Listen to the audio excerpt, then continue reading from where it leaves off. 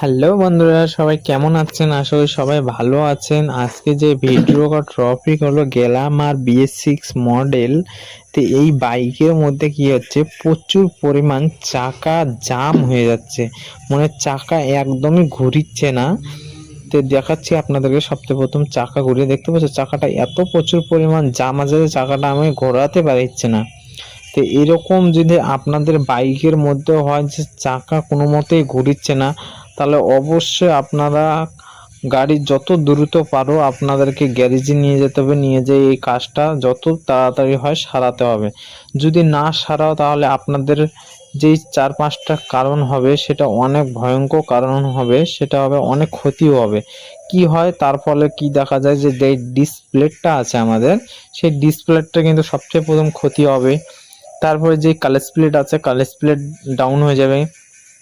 তারপরে আমাদের ইঞ্জিন প্রচুর পরিমাণ গরম হবে, ঠিক আছে।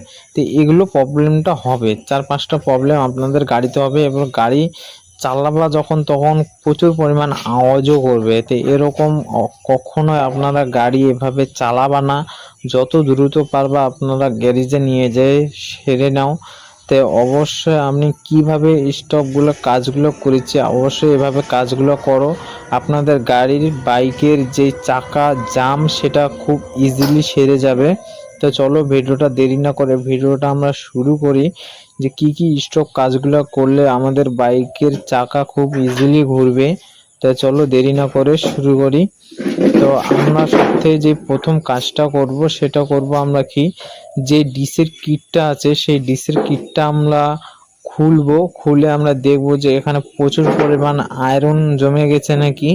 সেই জন্য কিন্তু আমাদের কি দেখা দেয়, যে আমাদের ডিস প্রচুর পরিমাণ জাম ঘোরে। তো আমরা আগে ডিসের কাজটা আমরা আগে সবথেকে প্রথম কাজটা আমরা ডিসের কাজটা করব। তো এখানে দেখতে পাচ্ছি একটা লক আছে, এই লকটা খুলে নেব। লকটা খোলার আগে আমরা এখানে যে ফোল্ডিং নাট আছে উপরে দুইটা, সেই ফোল্ডিং নাট দুইটা আমরা খুলে নিব। যে এখানে দেখব যে এখানে কি প্রচুর পরিমাণে আয়রন জমেছে নাকি।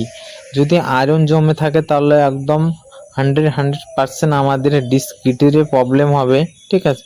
আর যদি না জমে তবুও আমরা খুলে আমরা যে ডিস্ক কিটটা আছে সেটাকে আমরা ওয়াশ করে নেব একদম ভালোভাবে।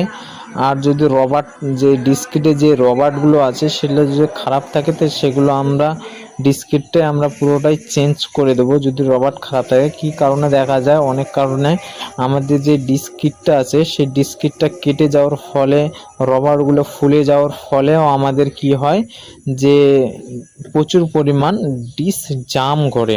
ডিসটা আমাদের যে সঠিক পরিমাণে খেলার দরকার সেই সঠিক পরিমাণ খেলিচ্ছে না। তো এখানে দেখতে পাচ্ছ কত পরিমাণে আয়রন জমে গেছে, তার ফলে কিন্তু আমাদের কি হচ্ছে, ডিস প্রচুর পরিমাণ জাম ঘুরিচ্ছে, ঠিক আছে। তো ডিস আমাদের জাম হয়ে আছে, এবং কি আমাদের চাকা প্রচুর পরিমাণ ঘোরার যে শক্তিটা থাকবে সেই শক্তিটা কিন্তু আমাদের বাইকের মধ্যে নেই। তো আমরা আগে ডিস্ক কিটটা বের করব। তো ডিস্ক কিটটা বের করার জন্য আমাদেরকে কি লাগবে, যে লকটা আছে লকটাকে আমাদেরকে বের করতে হবে। তা আমরা লকটা বের করে নেব। নিয়ে আমরা যে ভিতরে যে ডিসের কিটটা আছে সেই ডিসের কিটটা আমরা বের করব। এটা দেখতে পাচ্ছ, প্রথমে আমাদের কিন্তু একটা লক থাকবে, সেই লকটা আমরা খুব ইজিলি বের করে নেব। নেওয়ার পরে আমরা কি করব, যে ডিসের কিটটা আছে সেই ডিসের কিটটা আমরা বের করে নেব। নিয়ে আমরা দেখব যে ডিসের কিটটা কি আমাদের প্রচুর পরিমাণ খারাপ হয়ে গেছে না একটু ভালো আছে। তো দেখি আমরা খুলে দেখব আগে কি কন্ডিশন হয়ে আছে। আমি একটা খুলে নিয়েছি, এই দেখো আমি বের করে নিয়েছি। এখানে দেখতে পাচ্ছ এখানেও কত পরিমাণ আয়রন আমাদের জমে গেছে। এত পরিমাণে আয়রন জমে গেছে যে আমাদের ডিস যে সঠিক পরিমাণে খেলার দরকার সেই সঠিক পরিমাণে খেলছে না। তো আমি এটাকে রিপেয়ারিং করব, ভালোভাবে রিপেয়ারিং করে ওয়াশ করে আমি লাগিয়ে দেব। যে আমাদের, তো আমার এটা ডিস্কিটটা পুরো ভালোভাবে রিপেয়ারিং করে নিয়েছি, আমি একদম ওয়াশ টশ করে নিয়েছি। নিয়ে পরিমাণে একদম গ্রিজ আমি লাগিয়ে দেবো। লাগিয়ে আমি ডিস্কিটটা আবার যেভাবে লাগানো ছিল সেইভাবে আমি লাগিয়ে দেবো। লাগিয়ে দিয়ে আমি দেখব যে গাড়ি আমাদের ডিস্ক যে পরিমাণ জাম ছিল সেই পরিমাণে জামটা কি আমাদের ছেড়েছে না সেই জামই হয়ে আছে। তো আমি এখানে ডিস্কিট কিট লাগিয়ে দিয়েছি, লাগিয়ে দিয়ে যে তেলটা ছিল সেই তেলটা তো আমাদের পড়ে গেছে। তো আমি একটু পরিমাণ তেল দিয়ে দিচ্ছি এখানে। তো এখানে তেল দিয়ে দিচ্ছি, যে তেলটা আমাদের পড়ে গেছিলো সেই তেলটা আমি আবার নিউ তেল দিলাম নতুন। তো এখানে আমরা একটু পাঞ্চিং করব, যে ডিশটা সবথেকে প্রথম তো আমাদের খেলবে না, তো একটু আমি পাঞ্চিং করে নিচ্ছি।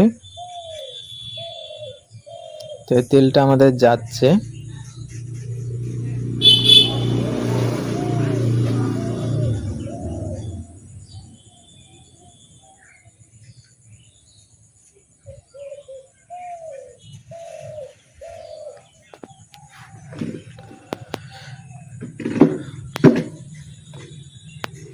তো পাঞ্চিং আমাদের হয়ে গেছে, চাকাটা আমি এখন ঘোরাবো, দেখবো যে চাকাটা আমাদের কি ফ্রি ঘুরছে না। তারপর সবথেকে প্রথম যে আমরা কিন্তু একটু হাওয়াটা ছেড়ে দেব, যে হাওয়াটা ছেড়ে দিয়ে আমরা একটু পাঞ্চিং করে তারপর চাকাটা ঘোরাবো, চাকাটা আমাদের কি ফ্রি ঘুরছে না দেখবো। তো দেখতে পাচ্ছ কত পরিমাণ আমাদের চাকাটা ইজিলি ঘুরছে এখন। আগে আমি চাকাটা ঘোরাতেই পারছিলাম না, তো এরকম এখন দেখো প্রচুর পরিমাণ চাকা আমাদের ফ্রি হয়ে গেছে। তো এরকম আপনাদের বাইকেও যদি হয় তাহলে আপনারা অবশ্যই এভাবে কাজটা করবো, কাজটা অবশ্যই আপনাদের সাকসেসফুল হবে। তো ভিডিওটা যদি ভালো লাগে তাহলে ভিডিওটা লাইক শেয়ার সাবস্ক্রাইব করে দিও বন্ধুরা।